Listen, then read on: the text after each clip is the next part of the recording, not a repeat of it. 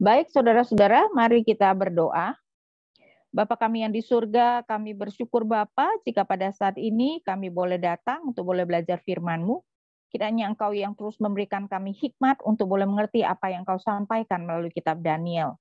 Dan kami juga boleh dihuburkan dan dikuatkan di tengah-tengah kesulitan kami. Kami berdoa hanya di dalam nama Tuhan kami Yesus Kristus. Amin.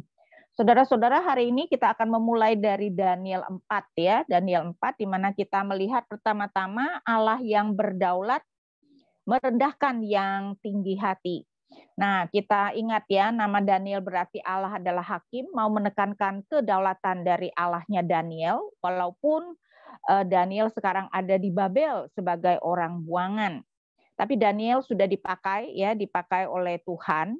Dan di sini kita tahu Nebukadnezar adalah raja yang sangat hebat, ya boleh dikatakan di dalam Babel yang baru ini sering sekali disebut Neo Babel. Jadi ini bukan Babilonia tua seperti Hammurabi, ya itu adalah yang pada zaman sebelum Musa. Nah, Neo Babel ini raja mungkin yang paling terkenal adalah Nebukadnezar. Dia yang mengalahkan Asyur, ya, tetapi itu juga membuat raja ini menjadi raja yang sangat sombong. Karena itu di dalam pasal 4 ini kita melihat raja yang sombong ini direndahkan. Karena itu kita melihat dalam catatan pertama pujian orang yang sombong dan direndahkan. Saya akan bacakan ayat 1 sampai 3 bagaimana Nebukadnezar menceritakan kenapa dia kemudian memuji Allah Israel. Jadi Daniel 4 ayat 1 sampai 3.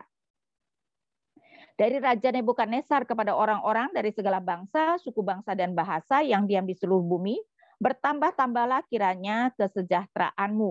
Aku berkenan memaklumkan tanda-tanda dan mujizat-mujizat yang telah dilakukan Allah yang maha tinggi kepadaku. Ya, dia menyebut Allah Daniel Allah yang maha tinggi, betapa besarnya tanda-tandanya dan betapa hebatnya mujizat-mujizatnya. Kerajaannya adalah kerajaan yang kekal dan pemerintahannya turun-temurun. Dan kemudian kita melihat bahwa dia menceritakan apa yang terjadi, dan saya bacakan dulu akhir daripada apa yang terjadi di ayat 37. Jadi sekarang aku Nebukadnezar memuji, meninggikan dan memuliakan Raja Surga yang segala perbuatannya adalah benar dan jalan-jalannya adalah adil dan yang sanggup merendahkan mereka yang berlaku congkak, ya tentu saja termasuk dirinya. Jadi kita melihat ini yang disebut pujian orang sombong yang direndahkan. Nah, saudara, kadang-kadang ada perdebatan apakah Raja Nebukadnezar kemudian menjadi orang percaya. Jadi kita tidak tahu deh ya, kita tidak tahu apakah Nebukadnezar memiliki iman kepada Allah. Tapi setidaknya ia meninggikan Allah lebih daripada Allah-Allah Babel, karena itu ia menyebut Allah Israel adalah Allah yang maha tinggi. Nah, Alkitab tidak pernah mencatat dia benar-benar bertobat ya, walaupun ini menjadi perdebatan. Jadi kalau ada kemungkinan, walaupun Alkitab tidak pernah mencatat, tapi kita tidak bisa tahu. Nah, apa yang terjadi? Kita melihat peringatan yang diberikan. Ya, kita tahu bahwa Nebukadnezar mendapat mimpi ya di mana ada sebuah pohon yang begitu luar biasa besarnya. Saya bacakan misalnya dari ayat 10, adapun penglihatan yang kudapat di tempat tidurku itu demikian. Di tengah-tengah bumi ada sebatang pohon yang sangat tinggi. Pohon itu bertambah besar dan kuat, tingginya sampai ke langit dan dapat dilihat sampai ke ujung seluruh bumi. Dan itu tentu saja berbicara tentang Nebukadnezar yang begitu luar biasa. Ya, tetapi ayat 13, kemudian dalam penglihatan yang kudapat di tempat tidurku itu tampak seorang penjaga, seorang kudus turun dari langit. Ia berseru dengan nyaring, demikian katanya, tebanglah pohon itu dan potonglah dahan-dahannya, gugurkanlah daun-daunnya dan hamburkanlah buah-buahnya, biarlah binatang-binatang lari dari bawahnya dan burung-burung dari dalam dahannya.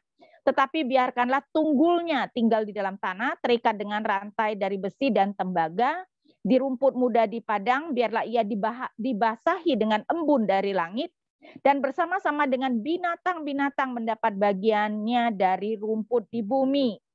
Biarlah hati manusianya berubah dan diberikan kepadanya hati binatang, demikianlah berlaku atasnya sampai 7 masa berlalu.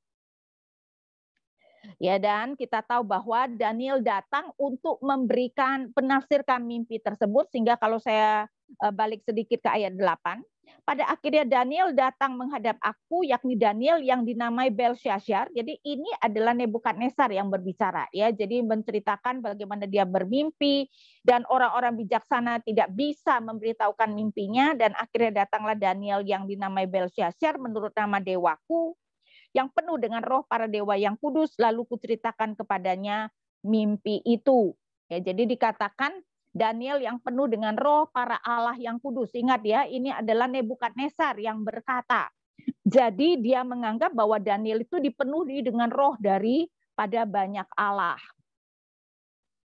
Nah, kemudian kita melihat apa yang terjadi. Saya bacakan di ayat 25.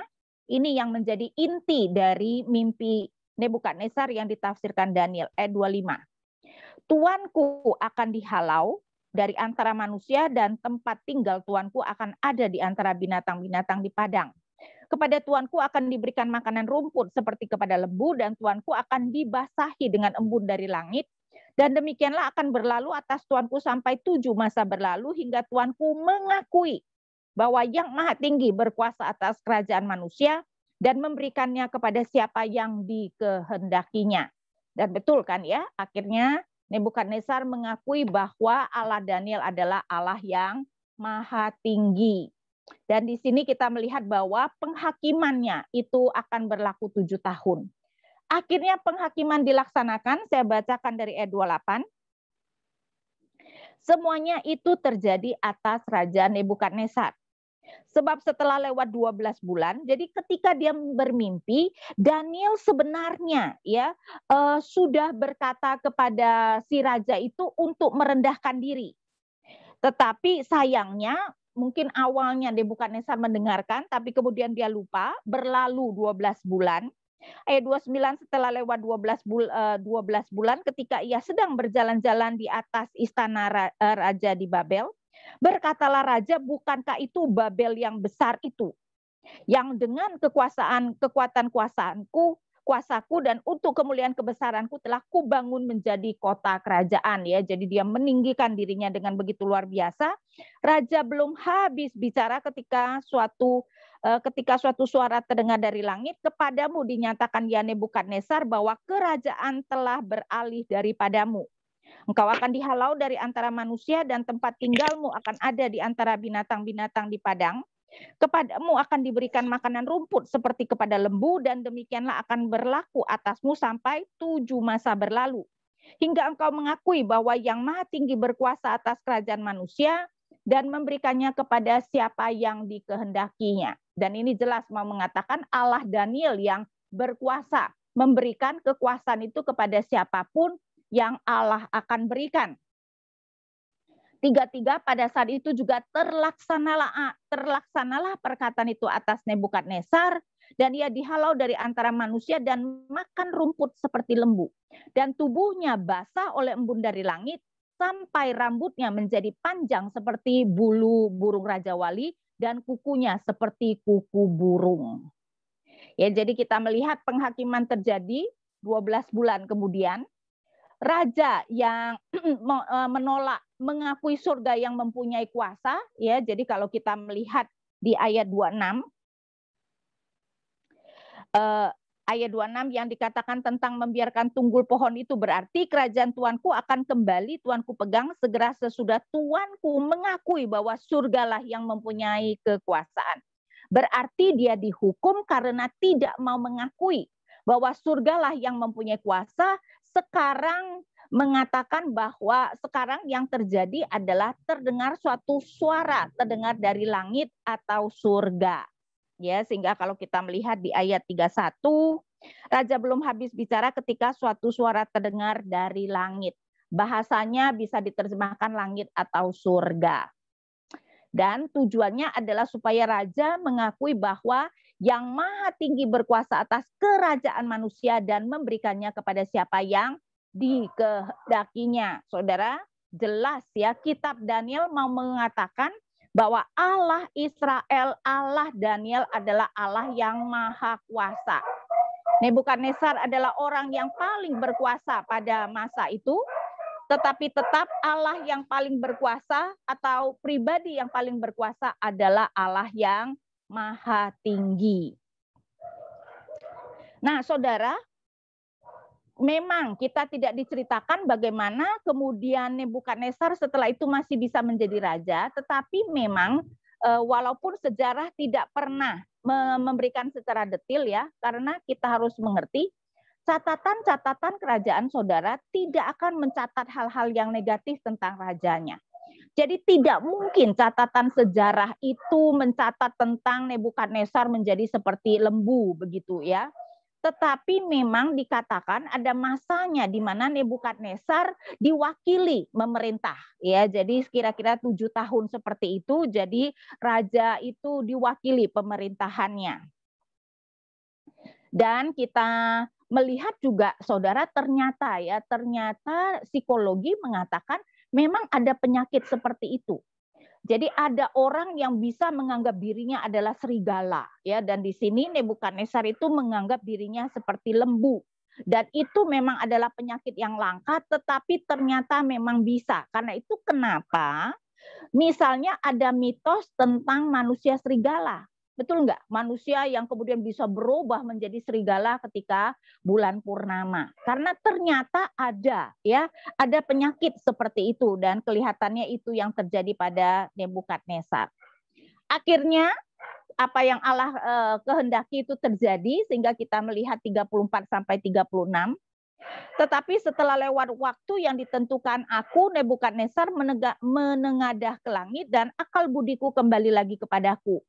Lalu aku memuji yang Maha Tinggi, jadi betul dia memuji yang Maha Tinggi dan membesarkan dan memuliakan yang hidup kekal itu karena kekuasaannya ialah kekuasaan yang kekal dan kerajaannya turun-temurun.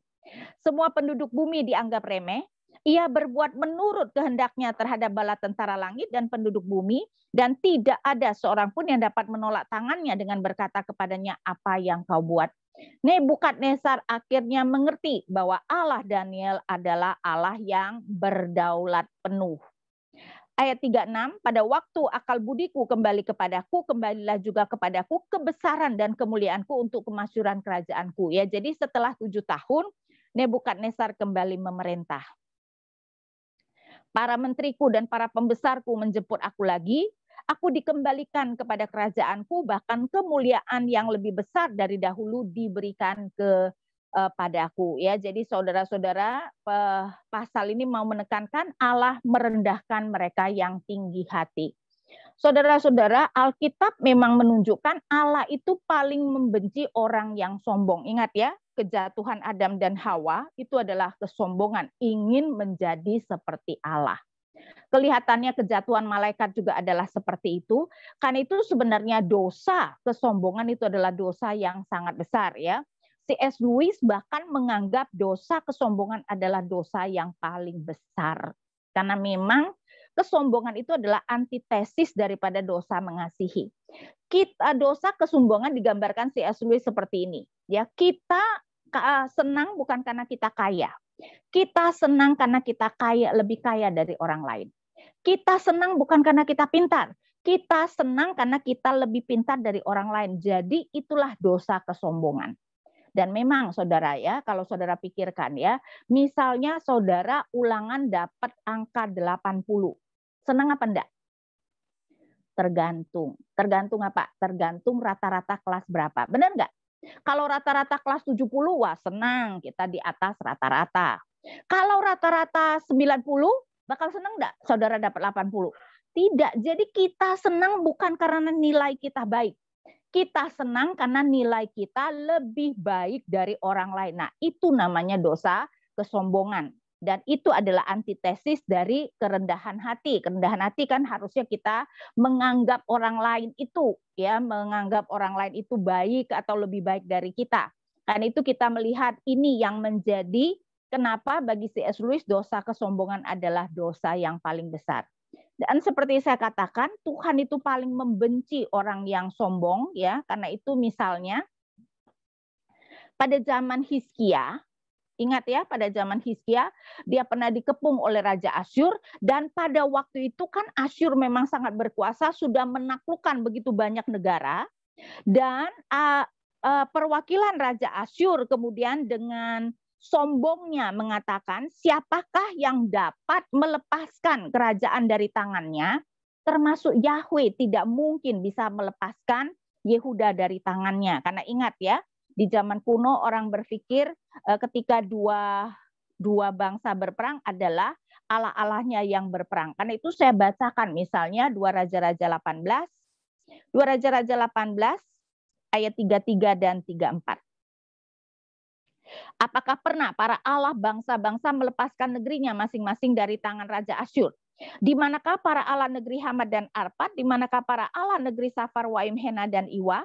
Apakah mereka melepaskan Samaria dari tanganku? 35. Siapakah di antara semua Allah negeri-negeri yang telah melepaskan negeri mereka dari tanganku sehingga Tuhan yaitu Yahweh sanggup melepaskan Yerusalem dari tanganku? Waduh, ditantang seperti itu. Saudara tahu kan ceritanya? Suatu malam Tuhan mengirimkan malaikatnya membantai 185.000 tentara Asyur. Ya, dan akhirnya Asyur tidak pernah lagi berani menyerang Yerusalem. Karena itu saudara-saudara, Allah sangat membenci orang-orang yang meninggikan dirinya. Kalau saudara tahu cerita tentang Titanic ya, itu kan apakah ownernya atau kaptennya ceritanya tidak jelas ya, yang mengatakan bahkan Allah tidak dapat menenggelamkan Titanic. Waduh, bahkan Allah tidak akan bisa menenggelamkan Titanic, dan ternyata Titanic tenggelam hanya karena sebongkah es. Ya, sehingga kita bisa melihat mereka yang menyombongkan diri akan Allah rendahkan. Nah, itu yang menjadi esensi Daniel 4. Karena itu saudara-saudara hati-hati ya, kita adalah manusia yang sangat rapuh ya, dan jangan suka menyombongkan diri, dan itu adalah dosa yang selalu sebenarnya kita lakukan. Karena itu kita semua, saya rasa kita semua harus hati-hati. Nah, sekarang kita masuk kepada Daniel 5. Malam penghakiman. Di mana sekarang adalah Raja Belsyazar. Hati-hati ya, Belsyazar itu memang juga adalah nama Daniel, tetapi itu juga adalah nama raja raja terakhir. Walaupun ingat ya, Belsyazar itu tidak pernah menjadi benar-benar raja Persia, dia mewakili allahnya Nabonidus, dan Nabonidus adalah raja Babel terakhir ya, karena pada zaman itulah kemudian Persia kemudian menaklukkan Babel.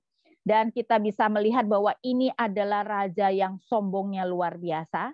Karena itu kita melihat Daniel 5, malam penghakiman. Saya bacakan Daniel 5, Raja Belsyazar mengadakan perjamuan besar untuk para pembesarnya, 1.000 orang jumlahnya, dan di hadapan 1.000 orang itu ia minum-minum anggur. Saudara tahu nggak? Babel pada waktu itu sudah dikepung oleh Persia.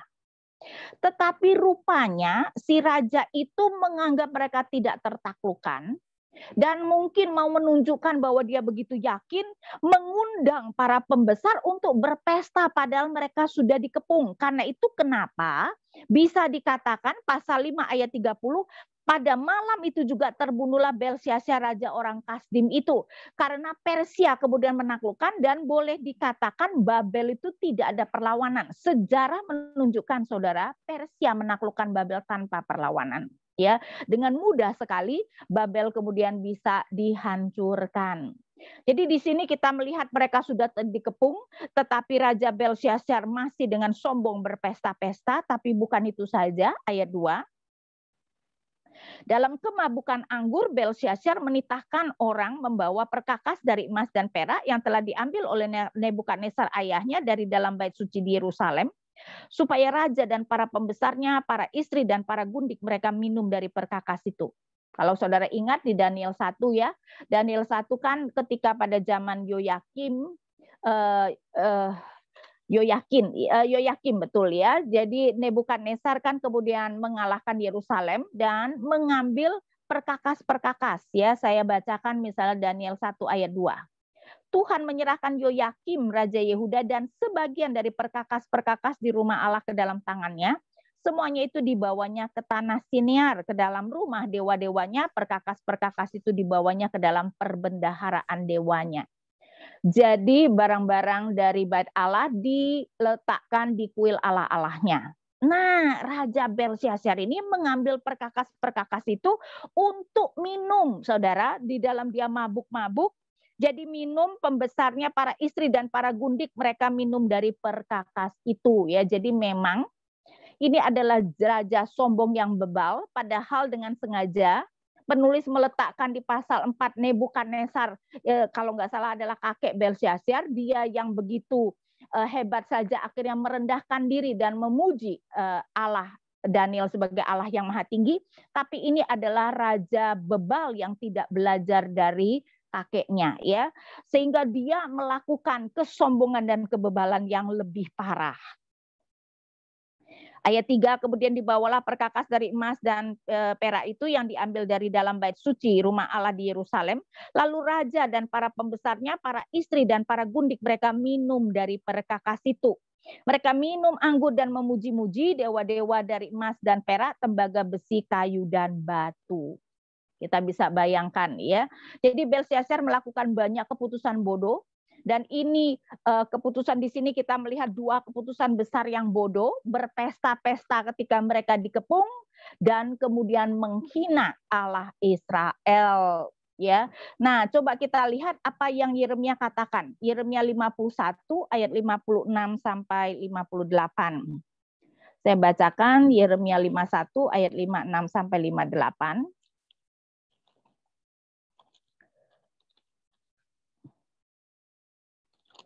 Yeremia 51 ayat 56 sampai 58. Namun atas Babel akan datang perusak, para pahlawannya akan tertangkap dan busur-busurnya akan hancur sebab Tuhan adalah Allah pembalas. Tentulah ia akan mengadakan pembalasan. Aku akan membuat mabuk para pemukanya, orang-orang bijaksananya, para bupatinya, para pembesarnya, dan para pahlawannya, sehingga mereka jatuh tertidur untuk selama-lamanya, tidak akan bangun-bangun lagi. Demikianlah firman Sang Raja yang Tuhan semesta alam namanya.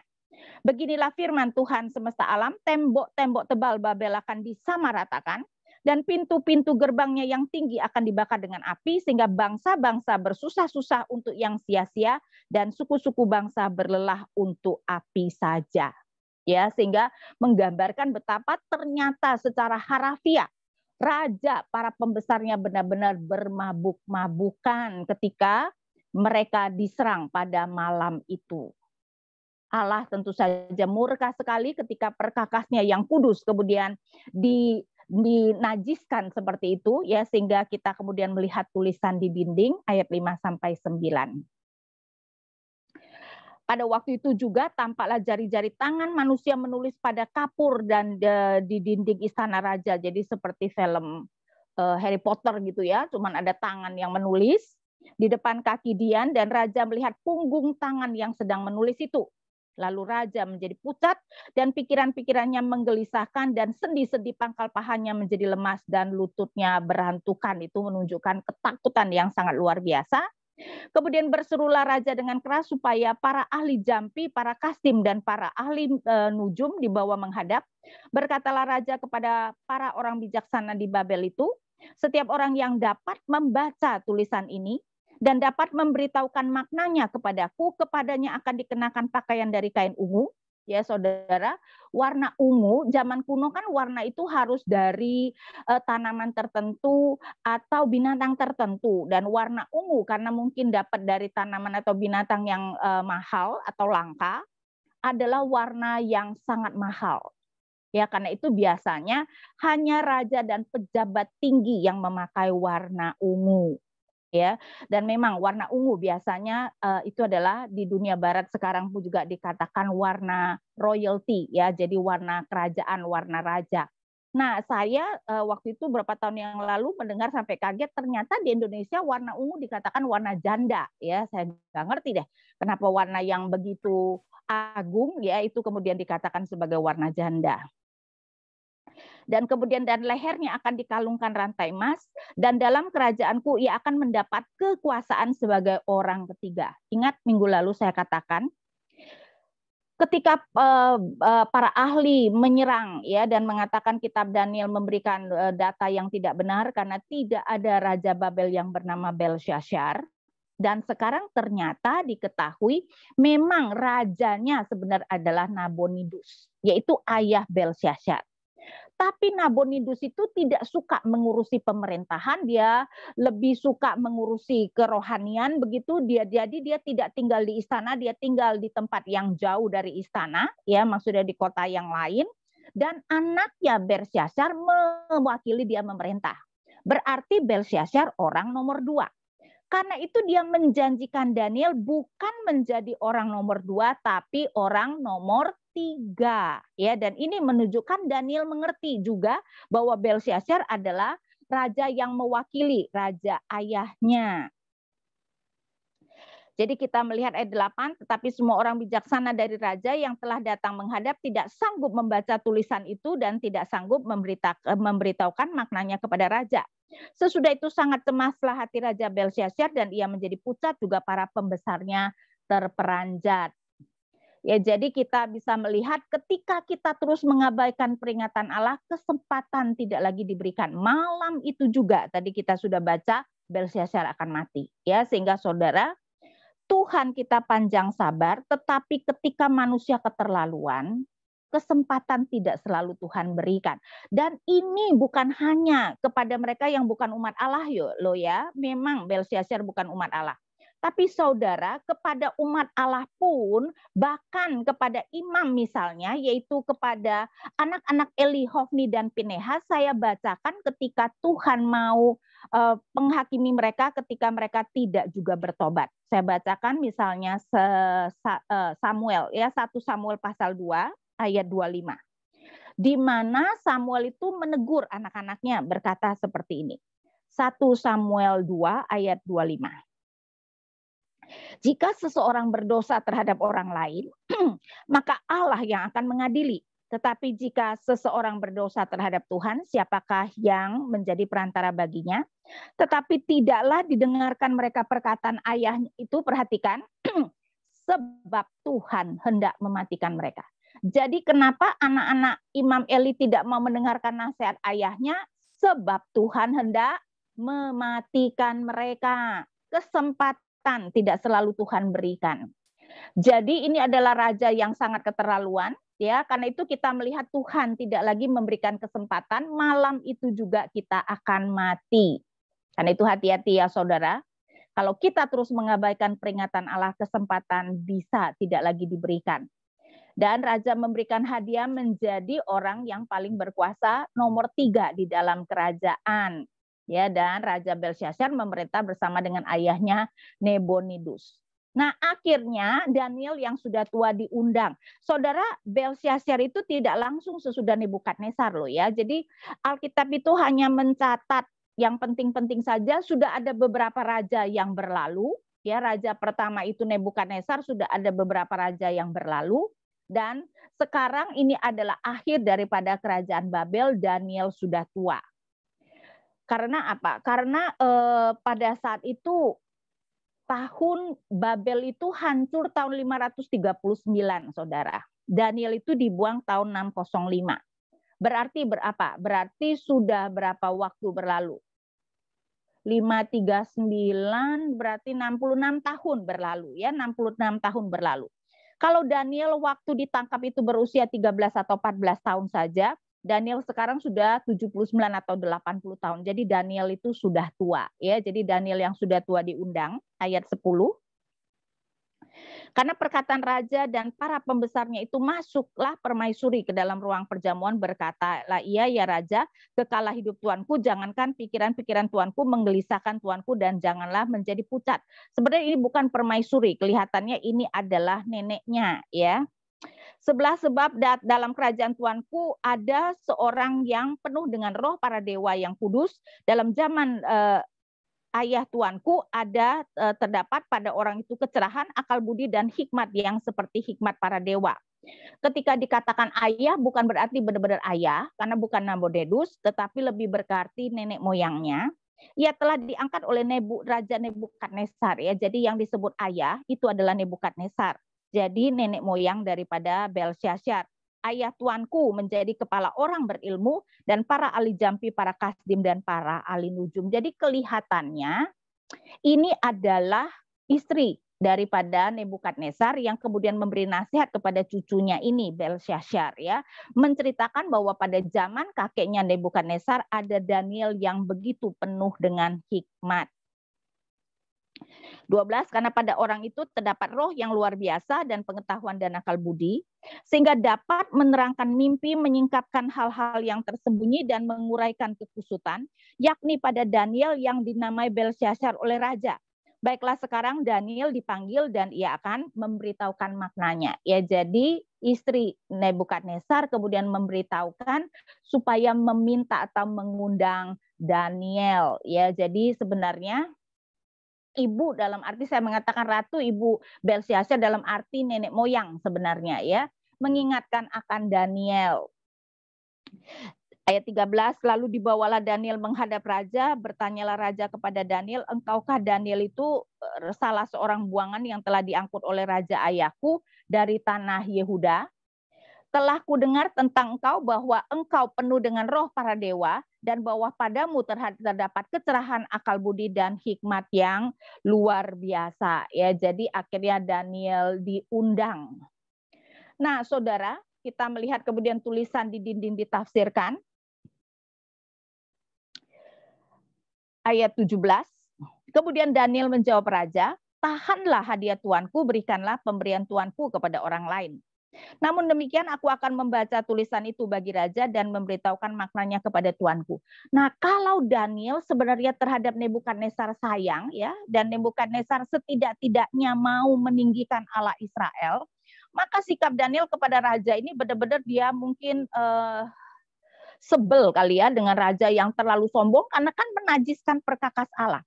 Karena cara Daniel berbicara kepada Belsyazar sangat berbeda ketika dia berbicara kepada Nebukadnezar pada pasal 4. Saya bacakan sedikit dari pasal 4, tadi kita tidak baca ya, Daniel 4 dari ayat 19.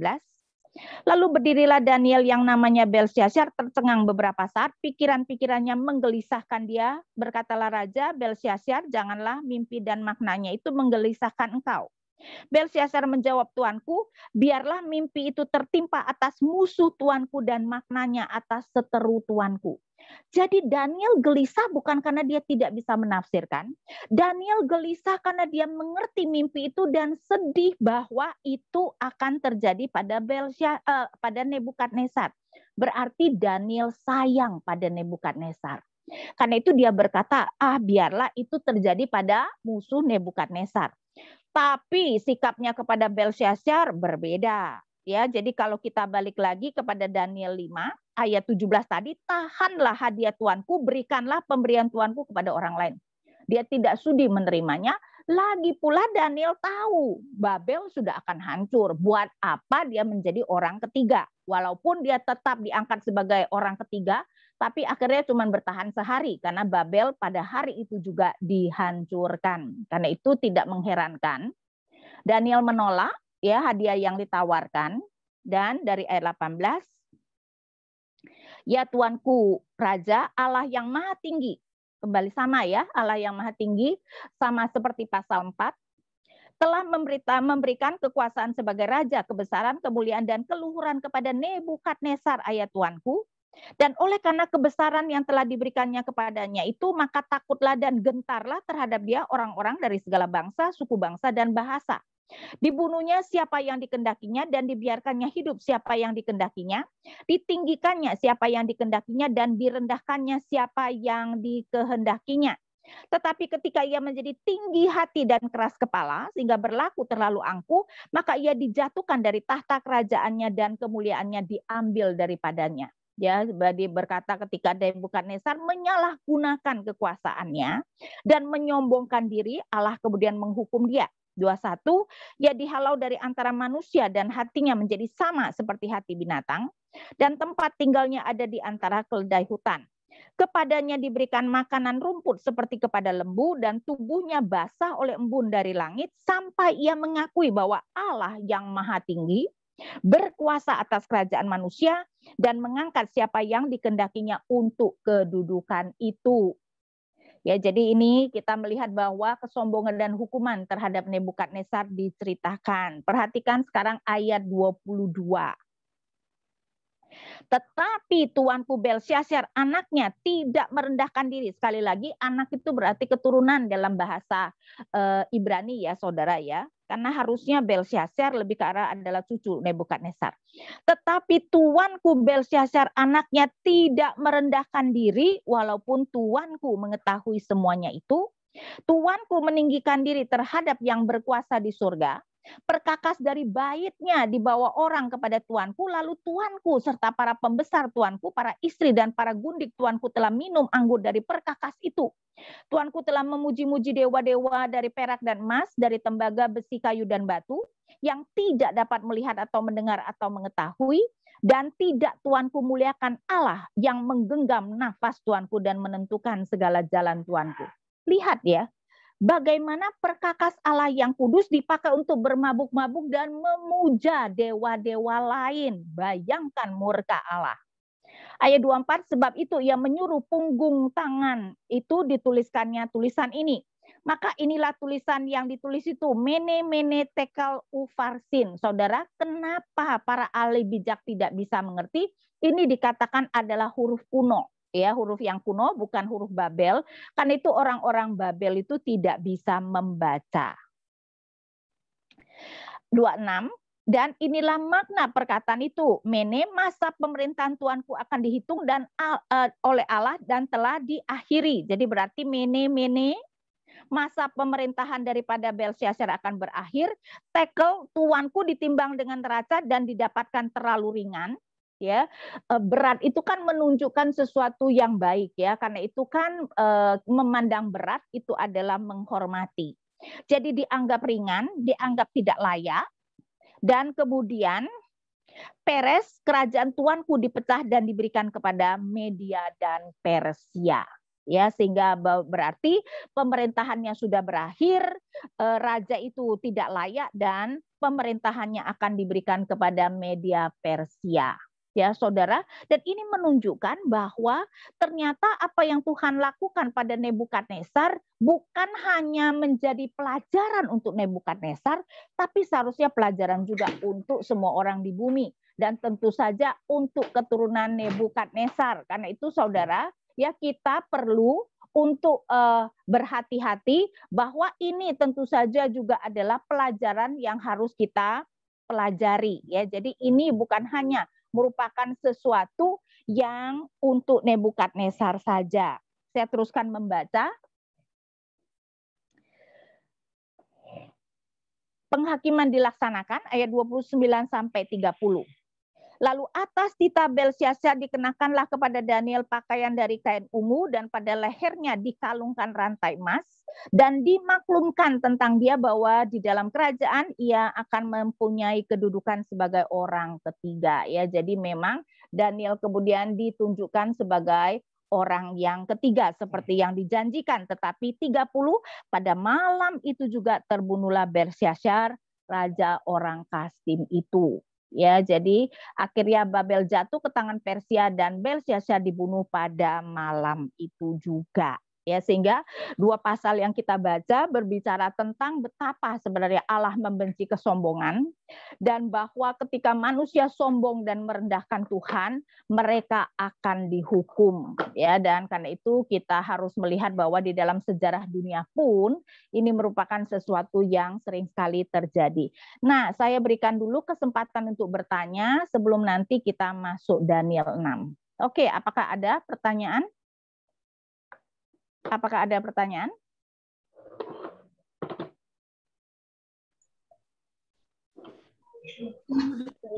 Ada satu pertanyaan tadi. Apakah Daniel menikah? Nah, kita tidak pernah diceritakan tentang keluarga Daniel. Menjadi perdebatan apakah Daniel adalah sida-sida atau bukan. Karena sebenarnya ya kalau kita perhatikan di dalam Daniel 1, ya. Daniel 1 di ayat 7 dikatakan pemimpin pegawai istana. Pemimpin pegawai istana, kadang-kadang ada terjemahan yang mengatakan the head of eunuch. Jadi pemimpin sida-sida. Nah, pemimpin sida-sida berarti yang dipimpin adalah sida-sida. Ya, saudara tahu ya, sida-sida adalah laki-laki yang karena melayani di istana itu dikebiri. Dan di dalam banyak kerajaan sebenarnya ada laki-laki yang dikebiri, tapi Israel tidak pernah punya orang-orang yang dikebiri ya. Tapi ada yang kemudian mengatakan kata sida-sida bisa hanya berarti pejabat. Karena itu kenapa LAI tidak menerjemahkan pemimpin sida-sida, tapi pemimpin pegawai istana. Kan itu diperdebatkan apakah Daniel itu sida-sida atau bukan.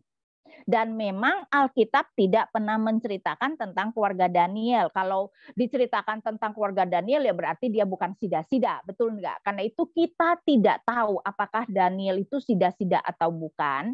Dan kita tidak tahu Daniel punya keluarga atau enggak. Karena kitab Daniel tidak pernah menceritakan tentang keluarga Daniel. Ya, apakah masih ada pertanyaan? Satu lagi Bu, di kolom chat dari Reza Mubarak, siapa yang memimpin Babel ketika Nebukadnezar menjadi gila seperti lembu? Nah, kemungkinan adalah anaknya ya, atau para pejabatnya. Kita tidak tahu. Kita tidak diberitahu ya, jadi kita tidak tahu. Karena sering sekali di dalam dunia kuno, ketika raja memerintah, putra mahkota juga bisa memerintah bersama-sama. Saya rasa kemungkinan harusnya ya, kemungkinan adalah anaknya. Cuman kita tidak tahu. Lalu ada pertanyaan Bu, peran Daniel pada zaman Belshazzar hanya sebagai penterjemah? Kelihatannya Belshazzar tidak memakai Daniel. Buktinya dia tidak ngerti Daniel kan, sampai neneknya kemudian mengatakan bahwa zaman kakeknya ada seorang yang berhikmat ya. Jadi kita tidak tahu apa yang menjadi peran Daniel pada, kita juga tidak tahu apa yang menjadi peran Daniel di dalam kerajaan Babel kecuali pada zaman Raja Nebukadnezar. Karena seperti saya katakan setelah zaman Raja Nebukadnezar ada beberapa raja sebenarnya, karena memang ada sejarahnya, mungkin ada perebutan kekuasaan, misalnya ada menantu dari Nebukadnezar kemudian dibunuh dan akhirnya jatuh kepada Nabonidus yang adalah anaknya dan Belshazzar adalah cucunya ya. Tapi jelas Belshazzar tidak mengenal Daniel. Kalau tidak kan nggak perlu diperkenalkan oleh neneknya. Selanjutnya ada pertanyaan, mengapa Raja Belshazzar disebut Raja orang Kasdim? Apakah Kasdim sama dengan Babel? Iya. Kasdim itu juga adalah orang Kasdim itu, Babel itu terdiri dari orang Kasdim. Ya, jadi memang ya jadi disebut Kasdim. Oke, lalu ada pertanyaan lagi mengenai Nabonidus ayah Belshazzar. Apakah seluruh keluarganya dibunuh juga? Jadi tidak lagi memerintah. Kita tidak tahu karena dia tidak ada di ibu kota Nabonidus ya. Jadi kita tidak tahu, saya juga tidak tahu mengenai sejarahnya karena itu kan tidak merupakan sesuatu yang penting apakah Nabonidus mati atau tidak. Yang pasti Babel dikalahkan oleh Persia. Nah, seperti saya katakan sejarah menunjukkan itu hampir tanpa perlawanan. Jadi mungkin tidak terlalu banyak pembunuhan yang terjadi. Mungkin memang pada waktu itu Babel sudah merosot sangat luar biasa ya, bahkan ada yang menunjukkan betapa rakyat itu kayaknya menyambut datangnya Persia ya. Jadi kita tidak tahu deh apakah Nabonidus juga dimatikan karena Nabonidus tidak berada di ibu kota, tidak berada di istana pastinya. Selanjutnya ada pertanyaan lagi, kenapa pertobatan Nebukadnezar menjadi perdebatan? Apa dampaknya jika kita mencatat kalau Nebukadnezar benar-benar bertobat atau justru tidak bertobat misalnya? Nah, mungkin bagi kita tidak ada dampaknya ya, bagi umat Allah tidak ada dampaknya karena itu tidak pernah benar-benar diceritakan. Cuman kan para ahli biasalah semuanya juga diperdebatkan. Ya karena Nebukadnezar kan mengatakan Allah Israel adalah Allah yang maha tinggi dan dia menunjukkan dia percaya kepada kedaulatan Allah. Ya sehingga itu yang kemudian menjadi perdebatan apakah dia sungguh-sungguh percaya.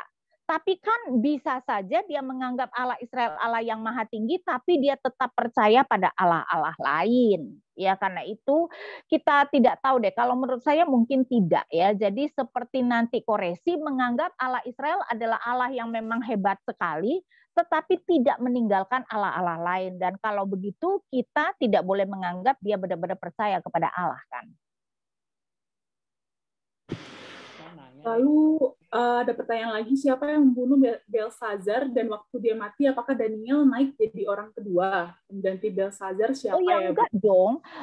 Kita enggak tahu, yang pasti yang membunuh adalah orang Persia. Kita enggak tahu siapa yang membunuh. Ya enggak mungkin Daniel menjadi orang kedua dong, karena Babel hancur oleh Persia. Babel jadi hilang.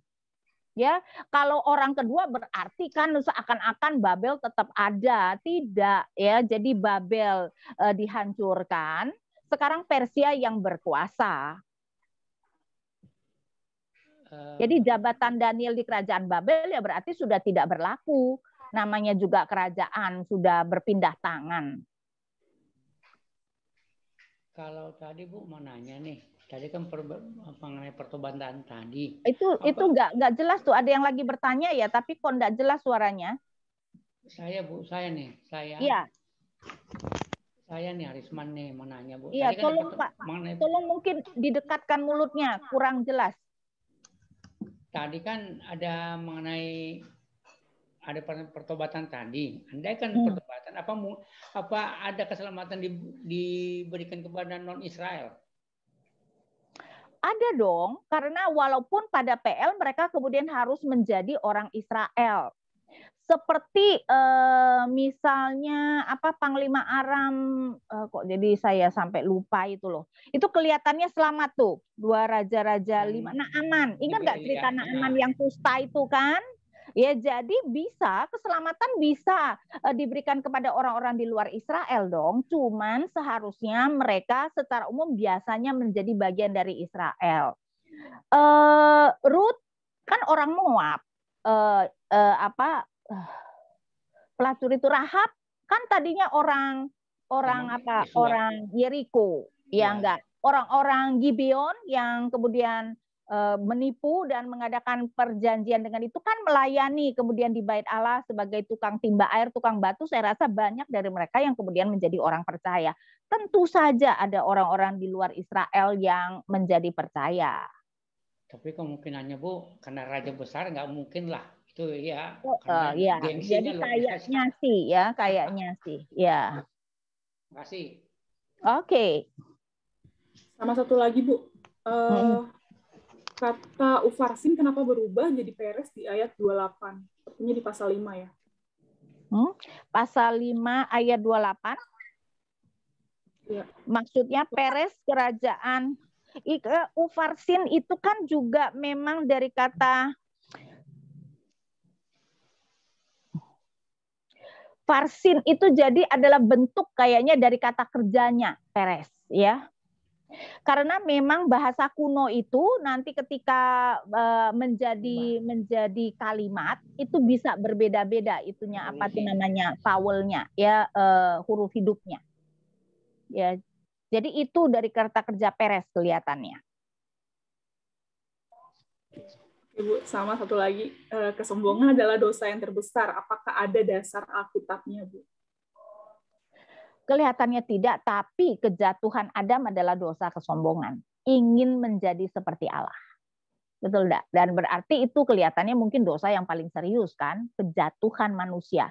Manusia dosa Adam adalah secara sadar dia menolak untuk mentaati Allah, mau memilih sendiri apa yang baik dan yang jahat. Dan mungkin karena itu adalah kejatuhan Adam, ya ingin menjadi seperti Allah adalah dosa kesombongan. Dan kita juga tahu bahwa atau setidak-tidaknya para ahli berpikir malaikat juga jatuh karena dosa itu. Karena itu kenapa iblis menawarkan hal itu kepada Adam, karena itu mungkin yang menjatuhkan dia dan dia tahu itu yang kemudian akan menjadi sesuatu yang irresistible, tidak dapat ditolak. Karena itu kenapa mungkin C.S. Lewis kemudian mengatakan dosa kesombongan adalah dosa yang paling besar.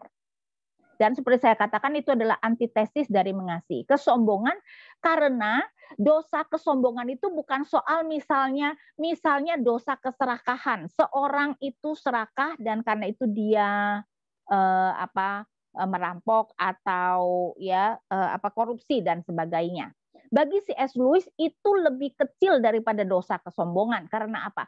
Karena memang itu soal kelemahan dirinya, dia ingin harta. Dosa kesombongan itu bukan cuma soal dia ingin harta, tapi dia ingin harta karena dia ingin lebih kaya dari orang lain. Dan bagi C.S. Lewis berarti itu adalah dosa yang lebih besar. Dan seperti saya katakan itu adalah antitesis dari mengasihi sesama kan. Terima kasih, Bu. Ya. Dan yang ada adalah Alkitab memang menunjukkan itu adalah salah satu dosa yang Tuhan benci ya. Tetapi kelihatannya yang memang paling ditekankan Allah rendahkan adalah orang-orang sombong tuh kelihatannya. Seperti karena itu Nebukadnezar, karena itu seperti saya katakan Raja Asyur, dan nanti kenapa Herodes mati? Dia kan lagi memuja dirinya tuh. Tahu-tahu kemudian kan dimatikan Tuhan. Ya, jadi kelihatannya Alkitab memang paling menekankan orang-orang yang sombong itu yang kemudian Allah matikan tuh.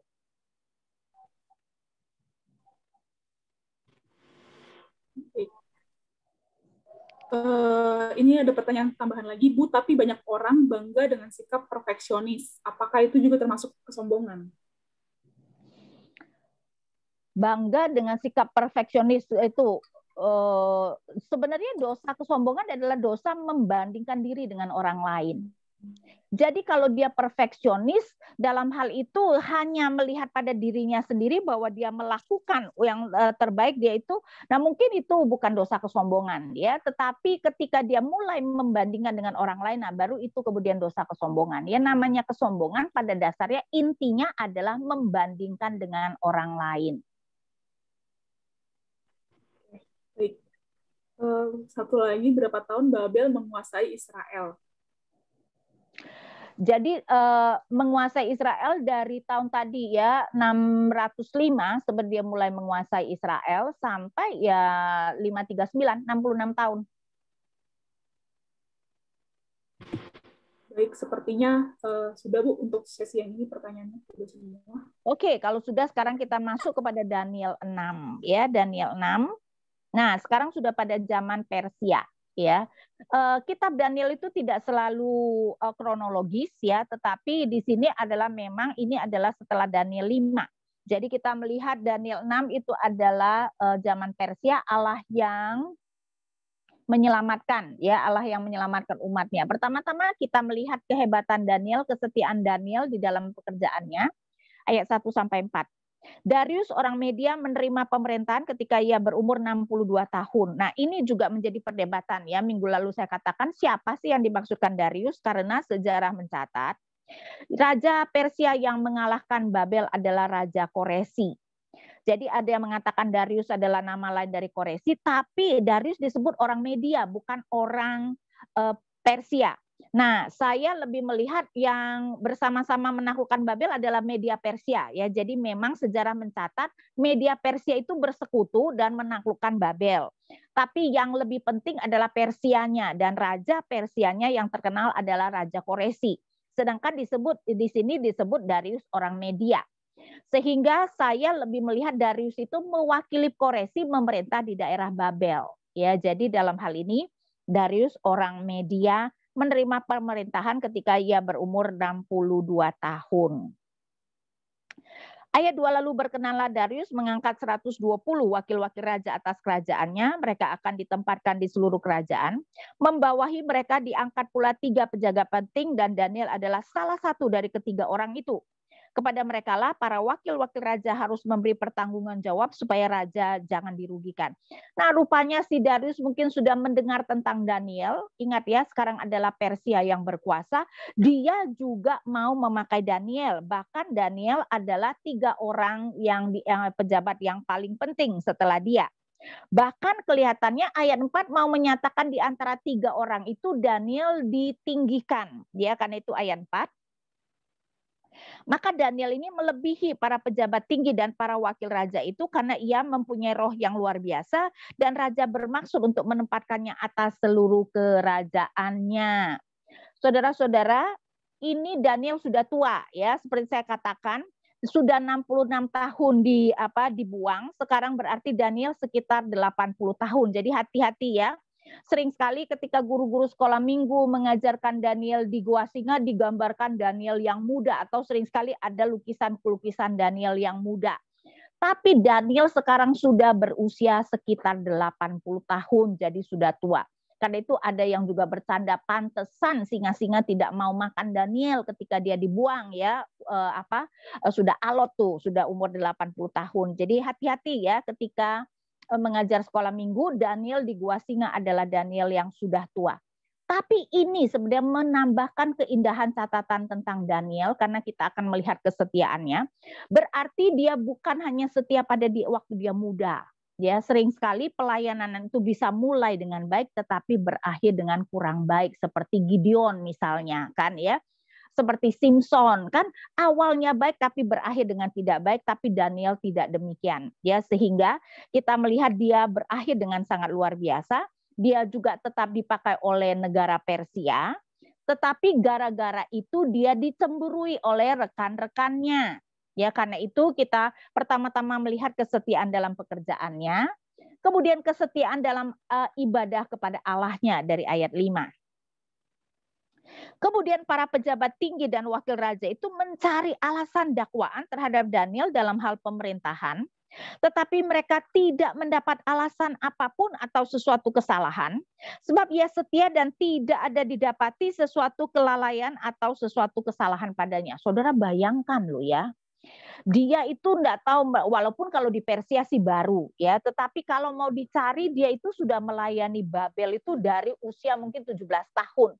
Karena kan dia kalau dia dari 14 tahun dididik 3 tahun, berarti 17 tahun, umur 17, bayangkan sudah berapa puluh tahun dia melayani, walaupun kita tidak tahu deh setelah Raja Nebukadnezar dia melayani jadi pejabat atau tidak. Tapi tetap harus dilihat sebagai hal yang luar biasa bahwa mereka tidak mendapat alasan untuk bisa mendakwa dia, menunjukkan dia adalah pejabat yang sangat jujur. Ya, saya rasa zaman kita sekarang kalau mau dicari kesalahan pejabat ya mungkin selalu pasti ada kesalahan ya seorang pejabat yang dapat dicari. Tetapi ternyata rekan-rekan Daniel, dan ingat loh mereka juga pejabat-pejabat tinggi sehingga kalau benar-benar ada kesalahan Daniel harusnya bisa ditemukan. Ayat 6, maka berkatalah orang-orang itu, kita tidak akan mendapatkan suatu alasan dakwaan terhadap Daniel ini kecuali dalam hal ibadahnya kepada Allahnya. Aduh saudara, kalau musuh kita bisa berkata seperti itu ya, tidak ada cacat kita kecuali ibadah kita kepada Allah karena kita mempunyai agama yang berbeda. Ini adalah sebuah pujian yang sangat luar biasa ketika itu datang dari musuh. Ya, karena itu musuh Daniel merencanakan menghancurkan melalui ibadahnya kepada Allah. Nah, saya teruskan baca ayat 7. Kemudian bergegas-gegaslah para pejabat tinggi dan wakil raja itu menghadap raja serta berkata kepadanya, ya Raja Darius, kekalah hidup tuanku. Semua pejabat tinggi kerajaan ini, semua penguasa dan wakil raja, para menteri dan bupati telah mufakat supaya dikeluarkan kiranya suatu penetapan raja dan ditetapkan suatu larangan agar barang siapa yang dalam 30 hari menyampaikan permohonan kepada salah satu dewa atau manusia kecuali kepada tuanku ya raja, maka ia akan dilemparkan ke dalam gua singa. Oleh sebab itu ya raja, keluarkanlah larangan itu dan buatlah suatu surat perintah yang tidak dapat diubah menurut undang-undang orang Media dan Persia yang tidak dapat dicabut kembali. Sebab itu Raja Darius membuat surat perintah dengan larangan itu.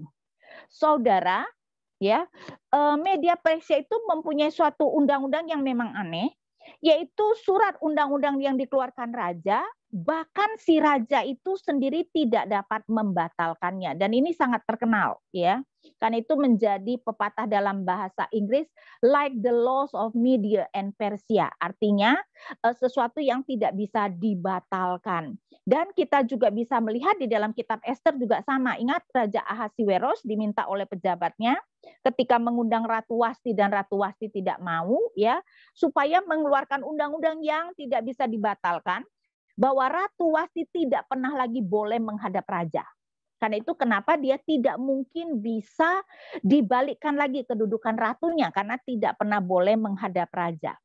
Karena itu kita bisa melihat bagaimana di dalam surat undang-undang untuk menjebak Daniel itu diberikan batas waktu yaitu 30 hari. Ya, jadi memang tujuan daripada para pejabat itu adalah mereka tahu bahwa Daniel adalah orang yang selalu berdoa kepada Allahnya. Kan itu mereka mau menjebak.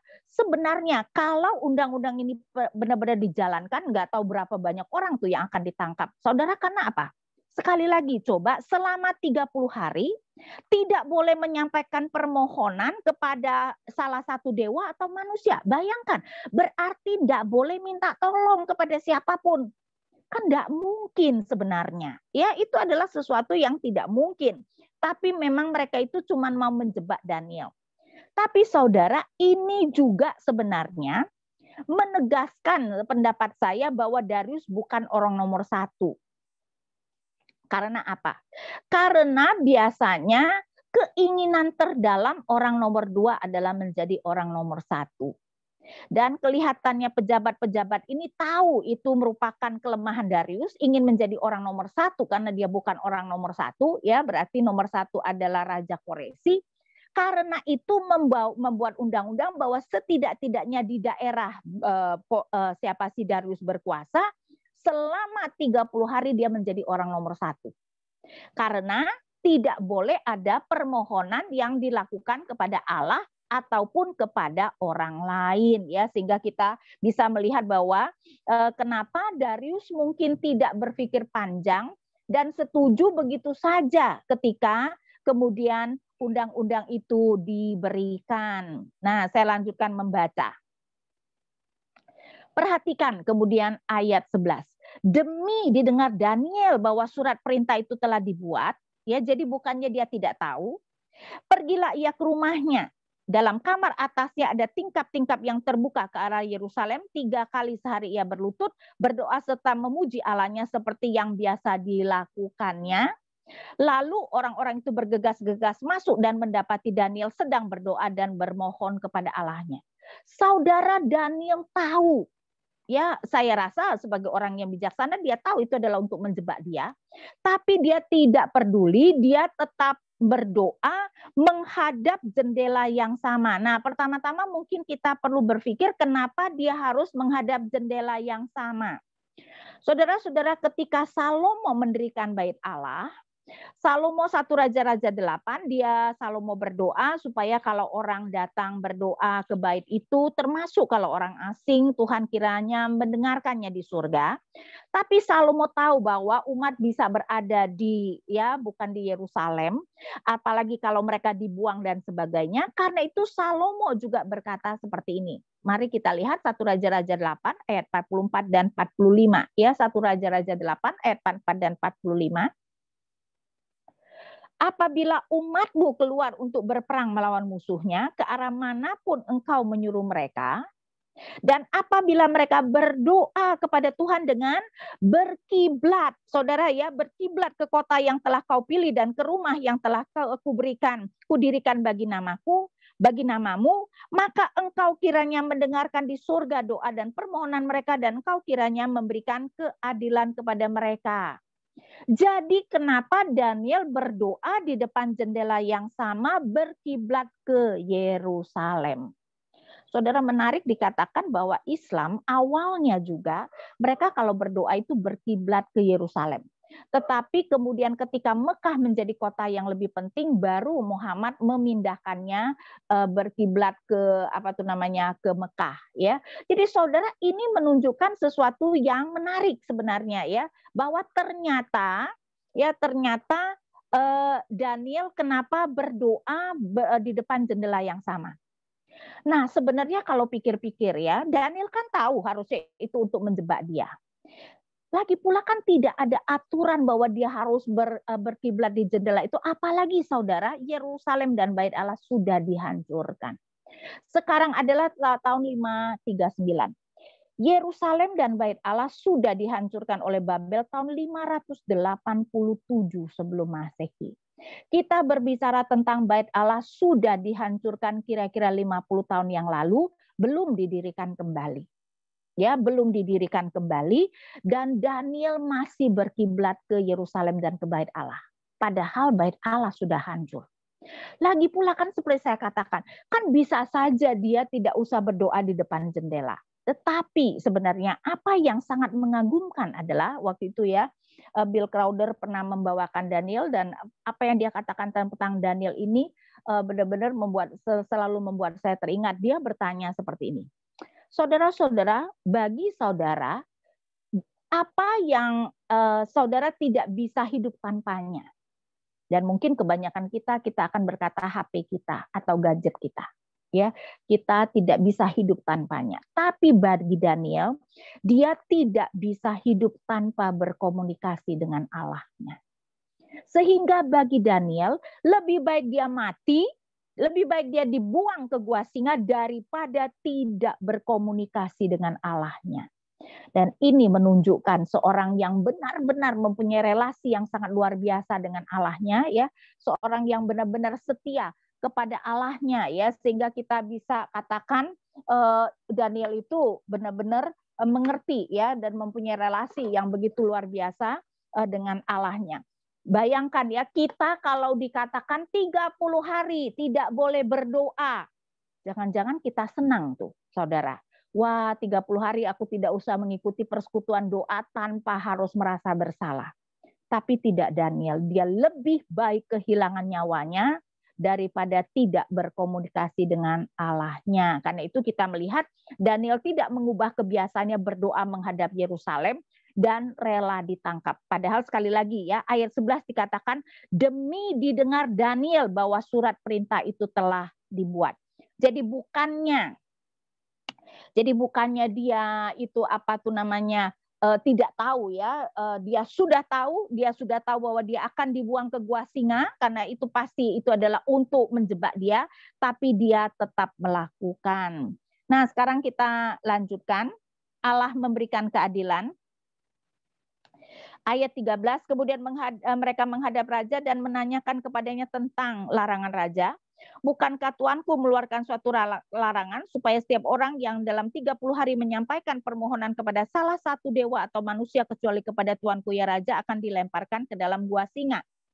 Jawab Raja, perkara itu telah pasti menurut undang-undang orang Media dan Persia yang tidak dapat dicabut kembali. Lalu kata mereka kepada Raja, Daniel, salah seorang buangan dari Yehuda, tidak mengindahkan Tuanku ya Raja, dan tidak mengindahkan larangan yang Tuanku keluarkan, tetapi 3 kali sehari ia mengucapkan doanya. Setelah Raja mendengar hal itu, maka sangat sedihlah ia, dan ia mencari jalan untuk melepaskan Daniel, bahkan sampai matahari masuk, ia masih berusaha untuk menolongnya. Raja Darius kemudian baru sadar ia terjebak. Ia dijebak oleh rekan-rekan itu, pegawai-pegawainya, karena mereka sebenarnya mau menangkap Daniel. Ya, sehingga dia sangat sedih. Ayat 16, lalu bergegas-gegaslah orang-orang itu menghadap Raja serta berkata kepadanya, ketahuilah ya Raja bahwa menurut undang-undang orang Media dan Persia tidak ada larangan atau penetapan yang dikeluarkan Raja yang dapat diubah. Jadi si Raja walaupun menyesal sekarang tahu dia dijebak, tidak bisa melakukan apa-apa. 17, sesudah itu Raja memberi perintah, lalu diambilnya Daniel dan dilemparkan ke dalam gua singa. Berbicara Raja kepada Daniel, Allahmu yang kau sembah dengan tekun, dialah kiranya yang melepaskan engkau. Ya, tidak bisa apa-apa, kecuali tentu saja berdoa Allah Daniel yang akan menolong Daniel. Ya, sehingga kita melihat ini yang terjadi.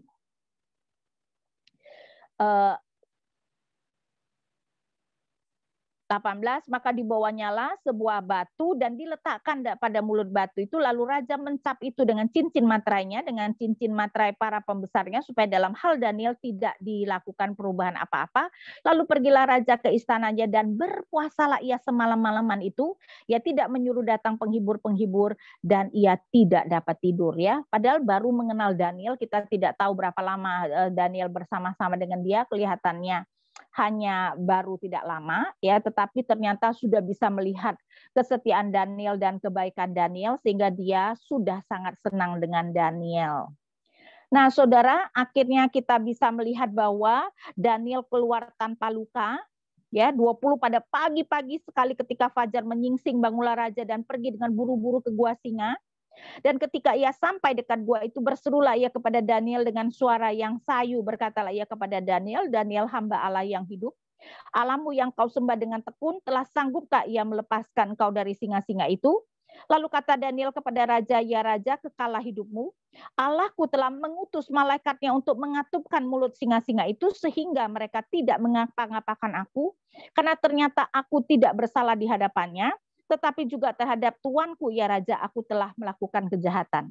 Nah, mungkin gara-gara Daniel berkata bahwa Allah telah mengutus malaikatnya untuk mengatup mulut singa, di abad-abad awal begitu ya, beberapa abad pokoknya sudah lama sekali, ada lukisan mengenai ada orang kudus atau malaikat yang membawa makanan untuk singa-singa di gua singa. Ya, karena itu kenapa mungkin mau menggambarkan kenapa singa-singa itu tidak makan Daniel, karena Allah mengutus malaikatnya untuk memberi makan singa-singa tersebut. Itu mungkin gara-gara apa yang Daniel katakan bahwa Allah mengutus malaikatnya untuk mengatupkan mulut-mulut singa tersebut. 24 lalu dengan sangat sukacitalah raja dan ia memberi perintah supaya Daniel ditarik dari dalam gua itu. Maka ditariklah Daniel dari dalam gua itu yang tidak terdapat luka apapun padanya karena ia percaya kepada Allahnya. Jadi saudara, kita melihat Daniel keluar dari gua singa tanpa luka apapun. Dan ini bisa kita lihat paralelnya dengan pasal 3 ya, ketika Sadrak, Mesak dan Abednego dilemparkan ke dalam tungku api. Jadi kita melihat paralel dengan pasal 3, sama-sama diserahkan oleh musuh, ditolong malaikat, terluput tanpa kekurangan sesuatu apapun, dan kemudian diberikan kedudukan tinggi. Tapi saudara, kita melihat ayat 25, Raja memberi perintah, lalu diambillah orang-orang yang telah menuduh Daniel dan mereka dilemparkan ke dalam gua-gua itu, baik mereka maupun anak-anak dan istri-istri mereka. Zaman kuno ya, memang raja sering sekali kalau memberi hukuman, semua anggota keluarga juga ikut. Belum lagi mereka sampai ke dasar gua singa, singa itu telah menerkam mereka, bahkan meremukkan tulang-tulang mereka. Jadi kalau singa-singa itu tidak menerkam Daniel bukan karena mereka tidak lapar. Ya, ini bahkan belum juga sampai itu orang-orang itu sudah langsung diterkam oleh singa. Ya, sehingga kita melihat ini menunjukkan bagaimana Allah memberikan keadilan, bagaimana Allah melindungi hambanya yang begitu setia. 26. Kemudian Raja Darius mengirim surat kepada orang-orang dari segala bangsa, suku bangsa dan bahasa yang mendiami seluruh bumi bunyinya, bertambah-tambahlah kiranya kesejahteraanmu. Bersama ini kuberikan perintah bahwa di seluruh kerajaan yang kukuasai orang harus takut dan gentar kepada Allahnya Daniel, sebab dialah Allah yang hidup, yang kekal untuk selama-lamanya, pemerintahannya tidak akan binasa dan kekuasaannya tidak akan berakhir. Orang Israel memang sering menyebut Allahnya adalah Allah yang hidup. Karena apa, saudara? Karena nama Allah, Elohim, itu juga bisa dipakai untuk Allah-Allah lain. Jadi ada Allah Babel, ada Allah Moab, dan sebagainya. Sebutan Allah yang hidup mau menekankan Allah Israel berbeda dengan Allah-Allah lain yang mati adanya, karena mereka sebenarnya bukan Allah ya. Dan rupanya Raja Darius itu tahu mungkin sebutan itu, mengatakan dialah Allah yang hidup ya, dan pemerintahannya tidak akan binasa. 28, dia melepaskan dan menolong dan mengadakan tanda dan mujizat di langit dan bumi. Dia yang telah melepaskan Daniel dari cengkeraman singa-singa. Dan Daniel ini mempunyai kedudukan tinggi pada zaman pemerintahan Darius dan pada zaman pemerintahan Kores orang Persia itu ya. Dan ini mungkin menegaskan betapa Darius itu memerintah atas nama Kores atau Koresi ya, sehingga kita melihat sama seperti pasal 3, akhirnya raja meninggikan Allah. Dan ini menunjukkan ya saudara, ketika kita setia kepada Allah, kita akan memuliakan Allah ya. Ingat Tuhan Yesus mengatakan di akhir dari mengenai kamu adalah garam dan terang ya, sehingga kalau saya bacakan Matius 5 ayat 16. Matius 5 ayat 16, demikianlah hendaknya terangmu bercahaya di depan orang, supaya mereka melihat perbuatanmu yang baik dan memuliakan Bapamu yang di surga. Nah, saudara-saudara, kita selesai dengan kisah tentang Daniel ya. Nanti pasal 7 dan seterusnya itu mengenai lebih ke arah nubuat-nubuat Daniel. Nah, dan itu mungkin nanti kita akan melihat mulai minggu depan ya. Tapi di sini saya mau supaya kita melihat kitab Daniel dengan sengaja atau kehidupan Daniel dengan sengaja tidak diceritakan keseluruhan kehidupannya, lebih ke arah di awal ya, ketika dia masih muda ya, dan di akhir. Tetapi mau menunjukkan baik di awal maupun akhir, ini adalah seorang hamba Allah yang sangat setia. Kesetiaannya kepada Allah itu tidak tergoncangkan bahkan sampai dia tua. Karena itu memang ini adalah hamba yang sangat setia dan dia selalu hidup di tengah-tengah kesulitan loh ya, di tengah-tengah tantangan-tantangan, karena ternyata banyak sekali orang yang iri, belum lagi raja-rajanya juga adalah raja yang tidak mengenal Allah, tetapi dia bisa melakukan dengan baik karena baginya Allahnya adalah yang utama. Imannya kepada Allah, komunikasi dengan Allahnya merupakan hal yang paling penting yang Daniel mengerti, yang perlu dilakukannya. Karena itu dia bisa bertahan di dalam semua kesulitan. Karena dia hanya berfokus apa yang harus dilakukan secara benar, ya, apa yang harus dilakukan dan kesetiaan dan ketaatan dia kepada Allah. Karena itu dia tidak pernah berfokus bagaimana menyelamatkan dirinya. Dan saya rasa itu yang seharusnya menjadi inti bagaimana kita bisa setia dalam kesulitan kita. Berfokus kepada Allah ya. Jadi ada, ingat nggak ada apa nyanyian ya? Fix your eyes upon Jesus ya, dan itu that all the things will grow dim ya, dim ya. Jadi kalau kita memusatkan mata kita hanya kepada Yesus, maka segala sesuatu itu akan menjadi pudar ya, di mana yang penting sebenarnya kita berfokus kepada Tuhan Yesus, kita berfokus kepada apa yang seharusnya kita lakukan dan bukan berfokus bagaimana dalam hal ini mungkin menyelamatkan diri. Bukan berarti bahwa kita misalnya di tengah kesulitan nafkah, kita tidak berfokus bagaimana kita bisa mencari nafkah, tetapi di dalam mencari nafkah pun kita harus berfokus bagaimana melakukannya sesuai dengan kehendak Allah. Ya, jadi saya berikan kesempatan sekarang untuk bertanya. Ya, ini sudah ada pertanyaan lagi, Bu.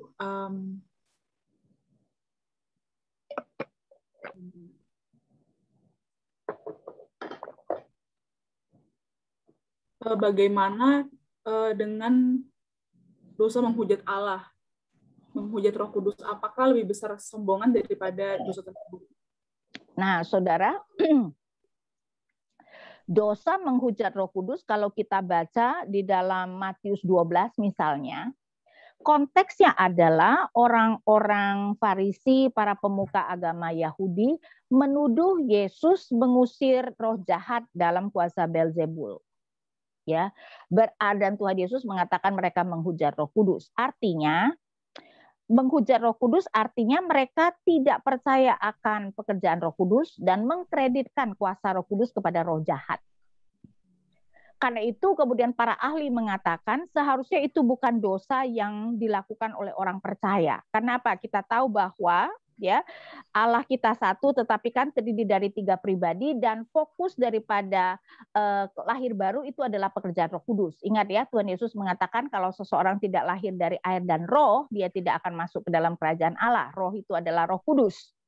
Jadi kalau seseorang selalu menolak, kan kalau menghujat Roh Kudus itu menolak karya Roh Kudus, berarti dia tidak mungkin selamat. Sehingga dosa menghujat Roh Kudus seharusnya bukan dosa yang dilakukan oleh orang percaya. Karena kalau dia terus menolak kuasa Roh Kudus, tidak mungkin dia dilahir barukan. Dan dia tidak mungkin menjadi orang percaya. Ya, sedangkan kita tahu bahwa dosa kesombongan adalah hal yang banyak dilakukan oleh orang percaya kan. Baik, ada pertanyaan berikutnya. Selain menjaga integritas, kenapa Daniel tidak intervensi dalam kebijakan, Bu? Apakah Daniel punya pengaruh sama seperti kita dalam dunia pekerjaan? Harusnya dia berpengaruh, tapi saudara, mungkin mereka melakukannya tanpa Daniel tahu kan. Daniel baru tahu setelah itu. Dan mereka, orang-orang itu berbohong. Tentu saja mengatakan bahwa semua pejabat sudah setuju. Yang pasti mereka tidak bertanya pada Daniel. Nggak mungkin Daniel setuju 30 hari tidak boleh berdoa. Kalau saya bacakan, ya apa yang dikatakan, ayat 6, maka berkatalah orang-orang itu kita tidak akan, saya bacakan apa yang mereka katakan. Ayat 8.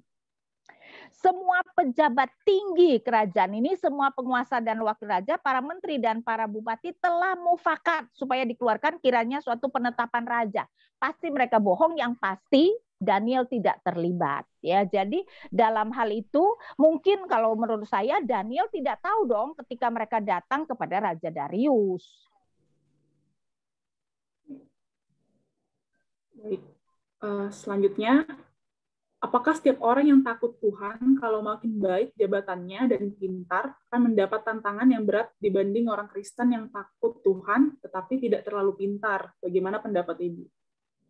Saya rasa bukan soal pintar ya dan bukan soal jabatan tinggi ya, tetapi orang yang mau secara umum mungkin ya kalau Tuhan mau memakai seseorang, Tuhan itu mengasah orang itu secara umum.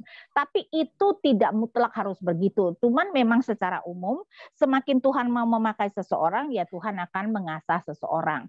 Dan apakah kemudian ujian-ujian atau penderitaan itu ya tergantung bagaimana Tuhan mau memakai kita kan. Ya enggak ya, jadi tergantung karena kita harus mengerti bahwa apapun yang Tuhan izinkan terjadi dalam kehidupan kita pasti ada tujuannya, sehingga ya saya berikan contoh misalnya ya, kalau katakan di zaman pandemi ini banyak sekali orang kehilangan anak, saya yakin ya. Nah, kenapa Tuhan izinkan orang-orang termasuk orang percaya kehilangan anak yang dikasihinya? Nah, mungkin salah satu tugas yang Tuhan inginkan adalah supaya mereka juga dapat menghibur dan menguatkan orang yang juga kehilangan anak mereka. Sehingga bagi saya maksudnya ketika Tuhan mau memakai kita, ya Tuhan itu kan akan mempersiapkan kita supaya bisa dipakai untuk apa yang Tuhan mau lakukan. Karena itu kenapa misalnya kita diberikan pembentukan ya, dan pembentukan itu sayangnya biasanya melalui penderitaan. Seorang bisa dipakai untuk menghibur orang yang sakit kanker adalah kalau dia sendiri pernah kena kanker atau sedang kena kanker. Kalau kita yang tidak pernah kena kanker menghibur orang yang kena kanker, kira-kira orang yang kena kanker akan merasa terhibur nggak? Karena kamu nggak ngerti, kamu enak aja ngomong. Betul nggak? Tapi kalau dia sendiri sedang menderita kanker atau pernah sembuh dari kanker, bobot perkataannya berbeda dari orang yang tidak pernah kena kanker. Karena itu tergantung tujuan Tuhan, Tuhan kemudian memberikan tugas yang berbeda-beda, karena itu Tuhan akan memberikan kita pembentukan yang berbeda-beda. Tapi saya rasa bukan kaitannya dengan jabatan tinggi dan kepintaran. Terima kasih, Bu. Selanjut pertanyaan berikutnya, apakah Daniel sempat ketemu dengan Nehemia, sama-sama juru minuman raja? Daniel bukan juru minum raja loh ya. Dan Nehemia nanti, Nehemia kan masih di Yerusalem. Nehemia itu tidak pernah dibuang ke Babel. Jadi Daniel tidak pernah ketemu. Nehemia mah jauh sesudah itu, saudara. Nehemia itu jauh sesudah itu. Nehemia nanti sudah Raja Artasasta. Jadi Daniel udah mati kalau Yeremia itu tidak pernah dibuang ke Babel. Yang masih kemungkinan ketemu adalah Yehezkiel, tapi kita tidak pernah dikatakan mereka berjumpa karena Yehezkiel dibuang ke Babel. Ya, Yehezkiel dibuang ke Babel dari 597. Dan kelihatannya di dalam kitab Yehezkiel, karena itu Yehezkiel pernah menyebut Daniel. Karena Daniel kemudian menjadi sangat terkenal. Jadi setidak-tidaknya kita harus tahu Yehezkiel tahu Daniel. Karena itu kalau saya bacakan misalnya Yehezkiel ya, Yehezkiel 14 ayat 14 dia mengatakan seperti ini. Biarpun di tengah-tengahnya berada ketiga orang ini yaitu Nuh, Daniel dan Ayub, mereka akan menyelamatkan hanya nyawanya sendiri karena kebenaran mereka, demikianlah firman Tuhan Allah. Berarti Yehezkiel tahu Daniel. Daniel sudah sangat terkenal ketika Yehezkiel memberikan statement itu. Kan itu kenapa Yehezkiel menyebutkan nama Daniel. Nah, apakah mereka pernah bertemu? Saya tidak tahu apakah mereka pernah bertemu ya. Tapi kalau Nehemia jauh sesudah itu. Nehemia itu saudara tahun 400-an sebelum Masehi ya. Jadi Daniel udah mati, udah lama. Baik, pertanyaan berikutnya, apakah Firaun Neko ditaklukkan juga oleh Babel? Apakah waktu itu Babel negara adikuasa, seperti tidak ada peperangan antara Media Persia dengan Babel?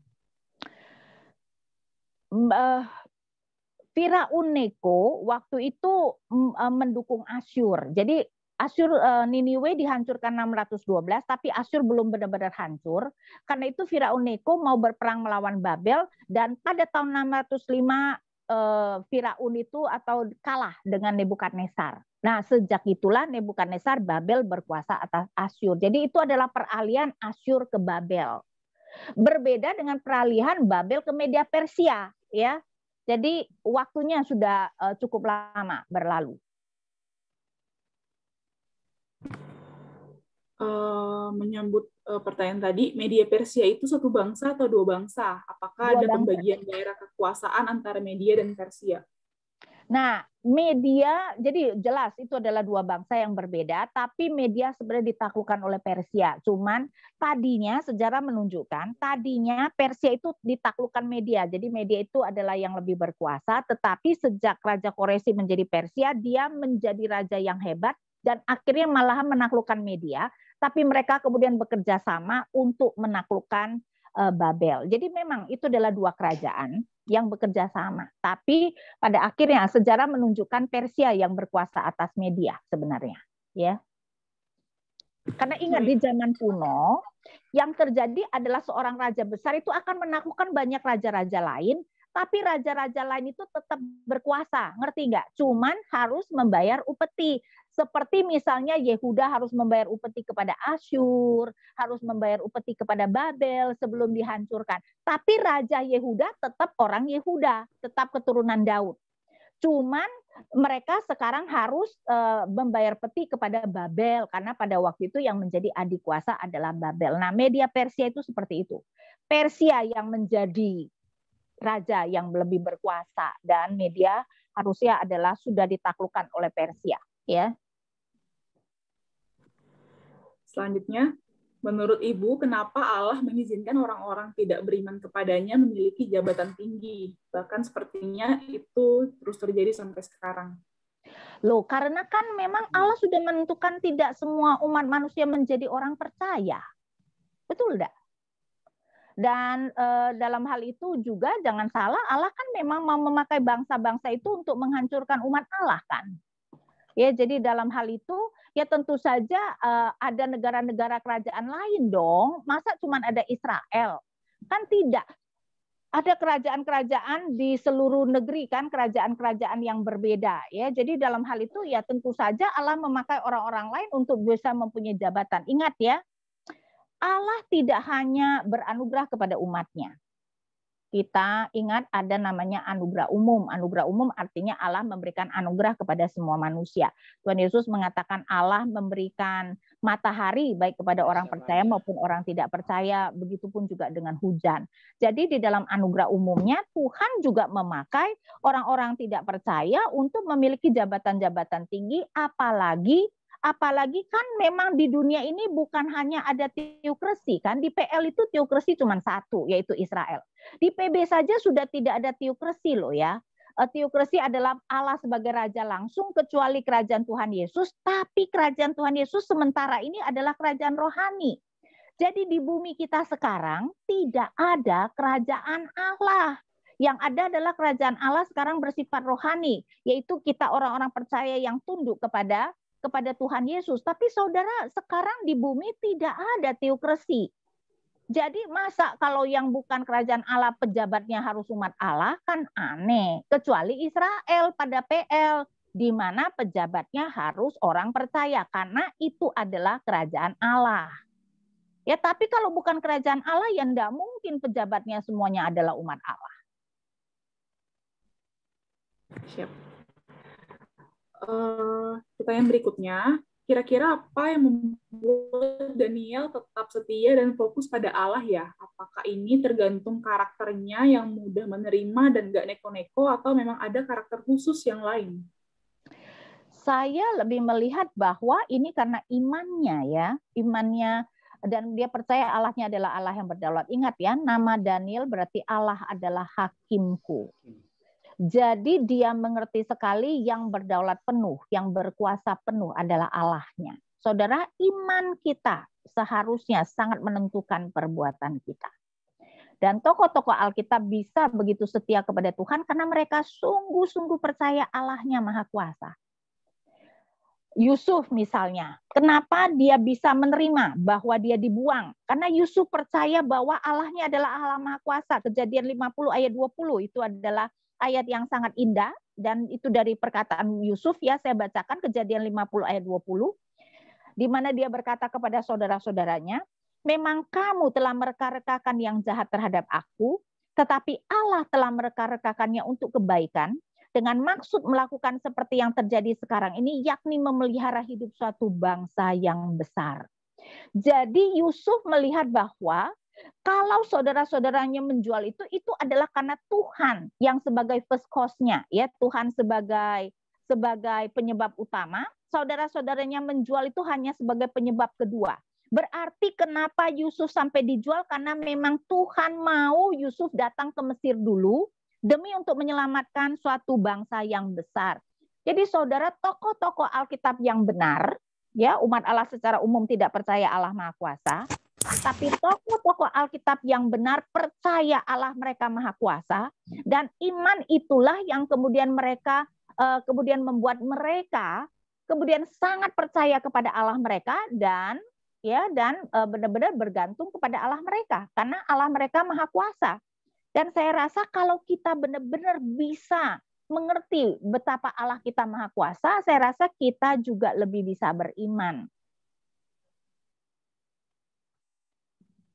Baik, Bu. Ada pertanyaan selanjutnya. Dalam konteks kita sebagai ASN di negara dengan mayoritas pemimpin berbeda agama, bagaimana kita menempatkan diri seperti Daniel antara mengejar kompetensi profesional dan menjadi saksi Kristus yang militan? Berarti kita tentu saja harus melakukan dengan profesional, tetapi pada dasarnya kita harus melakukan seturut dengan prinsip kebenaran Tuhan. Ya, jadi misal dalam konteks sekarang kan kita tahu bahwa korupsi terjadi di mana-mana, tapi kan kita tahu itu tidak berkenan kepada Tuhan. Tapi secara kerja kita profesional, tetapi kalau kemudian disuruh untuk menerima suap dan sebagainya, ya kita harus berani untuk menyatakan tidak dong, walaupun misalnya dimusuhi oleh rekan-rekan. Ya enggak? Kan profesionalisme dan integritas kan tidak bertolak belakang dong. Jadi di satu pihak kita harus bekerja secara profesional, tetapi di pihak lain ya kita harus melakukannya seturut dengan prinsip kebenaran Allah. Karena itu baik Paulus maupun Petrus mengatakan bekerjalah seperti kamu bekerja untuk Tuhan. Saudara, hati-hati ya. Kita harus mengerti bahwa bagi orang Kristen tidak ada yang namanya pekerjaan sekuler. Semuanya adalah untuk Tuhan. Ketika kita bekerja untuk Tuhan karena segala sesuatu yang tanpa iman adalah dosa. Berarti kita bekerja pun harus dengan iman kita. Karena itu Roma 12 ayat 1, karena itu saudara-saudara, demi kemurahan Allah, aku menasihatkan kamu supaya kamu mempersembahkan tubuhmu sebagai persembahan yang hidup, yang kudus, dan yang berkenan kepada Allah. Itu adalah ibadahmu yang sejati. Seluruh hidup kita adalah ibadah yang sejati kepada Tuhan, termasuk pekerjaan kita. Termasuk maksudnya bagaimana kita bekerja, bagaimana kita bersikap kepada pasangan kita dan membesarkan anak, itu adalah bagian dari iman. Jadi ketika kita bekerja, terutama kita bekerja untuk Tuhan, bukan untuk bos manusia kita. Sehingga ketika bos manusia kita kemudian memerintahkan kita untuk melakukan apa yang bertentangan dengan prinsip kebenaran Tuhan, kita tidak boleh melakukan. Dalam hal itu kita berani mempertaruhkan pekerjaan kita karena kita mau taat pada Tuhan. Nah, itu yang mungkin sering sekali kita tidak berani. Wah, kalau aku misalnya disuruh melakukan pembukuan ganda, ya kita tahu banyak kan di Indonesia. Kalau kita adalah accountant, wah kalau aku tidak mau, bisa-bisa aku dipecat. Nah dalam hal itu kan berarti kita lebih mementingkan bos manusia daripada Tuhan kan. Nah kalau sudah begitu, yang harus kita lakukan mengatakan kepada bos kita bahwa kita tidak bisa melakukan itu, melanggar hati nurani kita.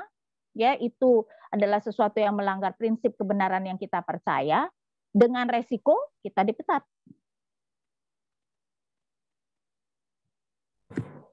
Baik, Bu, terima kasih. Selanjutnya ada pertanyaan lagi. Bu, kalau kita memang beriman dan sungguh-sungguh percaya Allahnya yang berkuasa, jadi sejauh apa kita perlu membela diri ketika disudutkan? Karena dalam peristiwa Daniel mau dimasukkan ke gua singa, kok kita tidak membaca ada perlawanan dari Daniel kepada Darius. Lalu, dan kapan membela diri itu menjadi salah? Kita selalu bisa membela diri, tapi harus dengan jalur yang benar. Nah, mungkin Daniel melihat, ingat, undang-undang Persia Media tidak bisa dibatalkan. Bisa nggak bela diri? Kagak bisa, percuma. Jadi dalam hal itu ya dia terima. Karena itu adalah sesuatu yang tidak mungkin dia bisa itu. Karena itu ingat nggak beberapa tahun yang dulu ada yang namanya Serenity, ya, doa Serenity, ya, yang sangat indah, dan saya rasa itu adalah ungkapan yang sangat indah yang dikatakan, Tuhan berikan aku keberanian untuk mengubah apa yang aku bisa ubah, dan kerelaan untuk menerima apa yang tidak bisa aku ubah, dan hikmat untuk mengetahui bedanya. Jadi ada hal-hal yang kita harus terima, kita tidak bisa ubah. Ada hal-hal yang mungkin kita bisa berjuang. Jadi untuk hal yang kita tidak bisa ubah, atau mungkin kita sudah berjuang tetap seperti itu, ya kita harus terima. Karena itu berarti terjadi dalam kedaulatan Tuhan, berarti ada tujuan Tuhan. Seperti para rasul ketika dipenjarakan karena mengabarkan Injil. Mereka terima nggak? Mereka terima. Bahkan dihukum mati aja mereka terima, kan? Betul nggak? Karena mereka percaya itu terjadi dalam pemeliharaan Tuhan. Memang itu adalah bagian yang Tuhan mau mereka derita, dan mereka menerimanya bahkan dengan hati yang bersukacita. Jadi kita harus mengerti apa yang bisa kita perbaiki, ya, kita perjuangkan. Tapi apa yang memang di luar kontrol kita tahu tidak bisa kita apa-apakan, ya kita terima, karena itu tetap terjadi dalam kehendak Tuhan. Walaupun itu tidak adil. Oke, Bu, selanjutnya ada pertanyaan. Sejak awal Tuhan menunjukkan kasih setianya kepada manusia dan rencananya tidak pernah gagal, sehingga Daniel tetap dilindunginya. Tetapi ada pernyataan Tuhan Yesus bahwa tidak semua orang yang berseru Tuhan, Tuhan akan masuk ke dalam kerajaan Allah. Bagaimana arti ayat ini? Nah, arti ayat itu mau menunjukkan tidak semua umat Allah mempunyai iman yang sejati. Menyebut Tuhan berarti mereka adalah orang Kristen, tapi ternyata terbukti mereka tidak memiliki iman yang sejati karena Tuhan Yesus kemudian berkata, aku tidak pernah mengenal kamu, berarti tidak punya relasi dengan Tuhan Yesus. Ingat ya saudara, kita diselamatkan bukan karena kita orang Kristen. Kita diselamatkan karena kita mempunyai relasi secara pribadi dengan Tuhan Yesus. Orang itu menganggap dia punya relasi pribadi dengan Tuhan Yesus, tapi Tuhan Yesus mengatakan tidak, aku tidak pernah mengenal kamu. Jadi dalam hal itu ada orang Kristen yang tidak pernah sungguh-sungguh beriman, tidak mempunyai relasi pribadi dengan Yesus. Karena itu kita pun mengatakan ada orang Kristen lahir baru, ada orang Kristen KTP. Artinya apa orang Kristen KTP? Artinya hanya dari KTP-nya bisa kita lihat bahwa dia orang Kristen. Kehidupannya sama sekali tidak mencerminkan dia orang Kristen. Nah, orang Kristen seperti itu kira-kira selamat apa enggak? Saya rasa ya tidak. Jadi orang yang menyebut Tuhan dan Tuhan Yesus mengatakan tidak tahu, nah itu adalah orang Kristen KTP. Walaupun kelihatannya pelayanannya hebat, tapi saudara, pelayanan hebat tidak menunjukkan kita pasti adalah orang percaya. Karakter lebih menunjukkan, ya, bukan pelayanan. Karena itu bukti paling nyata bahwa kita adalah orang percaya yang benar-benar beriman adalah kita menjadi semakin serupa dengan Kristus. Ya, bukan pelayanan. Pelayanan tidak membuktikan. Karena itu di dalam sejarah ada orang-orang yang pelayanannya hebat kemudian murtad. Betul enggak? Ada pendeta-pendeta besar yang kemudian murtad. Mau nanya Bu dikit. Ya. Kan di kitab Daniel 6 ini kan ada dikeluarkan isu iman lah namanya ya. Saya nggak tahu motivasi mereka untuk menjebak Daniel itu apa Bu? Karena kalau kita bandingkan dengan kitab Esther itu yang Mordekai sama Hana itu yang mau menghabiskan seluruh orang Yahudi gitu, gimana? Kita tidak diberitahu, tapi kelihatannya iri, Pak, bahwa Daniel itu mau diangkat menjadi pejabat paling tinggi.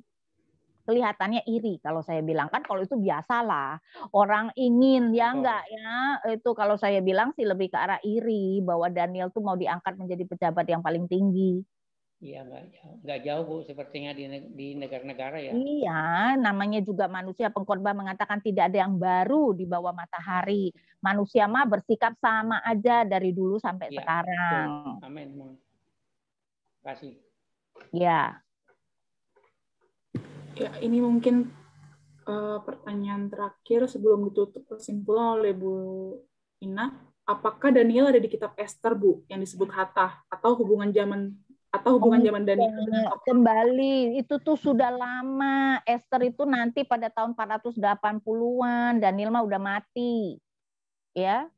Jadi enggak mungkin, ya enggak mungkin. Mungkin satu lagi, siapa yang mengajar Daniel sehingga sejak usia muda sudah punya prinsip dan takut akan Tuhan? Harusnya sebelum dia dibuang, kita tidak tahu apakah orang tuanya atau apa ya, harusnya orang tua biasanya ya. Daniel kan dibuang ketika mungkin diperkirakan mungkin umur 13-14, berarti kan dia mengenal Tuhan pada waktu itu harusnya.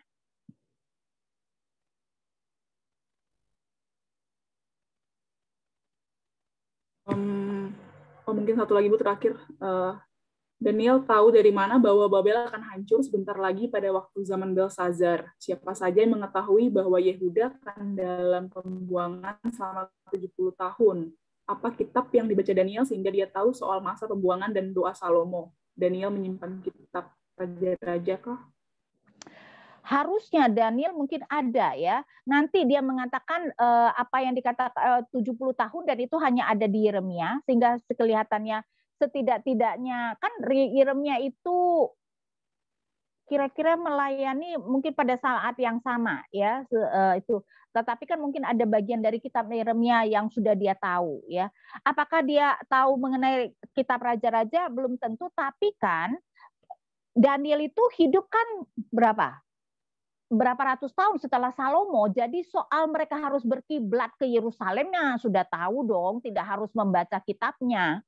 Ya enggak, bahwa itu adalah sesuatu yang sudah Salomo itu tahun 900-an, Daniel itu nanti tahun 500-an. Kita berbicara tentang 400-an tahun sudah berlalu sejak Bait Allah didirikan. Jadi soal kalau mereka di luar kota berkiblat ke Yerusalem ya sudah tahu tanpa kembali harus membaca kitab tersebut. Ada pertanyaan apa lagi tadi? Dalam masa 7 tahun hukuman Nebukadnezar, bagaimana titik balik yang dilakukan oleh raja? Ini sama mungkin pertanyaan dari saya juga Bu, terkait Nebukadnezar kan dikatakan setelah 7 tahun akal sehatnya tanda kutip kembali gitu. Ya. Apakah itu dapat terjadi juga kepada zaman sekarang? Kelihatannya ada, karena yang seperti saya katakan secara psikologi itu zaman sekarang loh. Jadi ada orang yang entah bagaimana bisa berpikir dia binatang. Dia serigala lah, dia lembu, apa ternyata ada loh penyakit seperti itu. Jadi ada tuh penyakit seperti itu. Berarti terkait tadi Bu, titik balik yang dilakukan oleh raja setelah 7 tahun seperti apa? Di situ dikatakan dia akhirnya merendahkan diri dan mau mengakui bahwa Allah yang memberikan kuasa.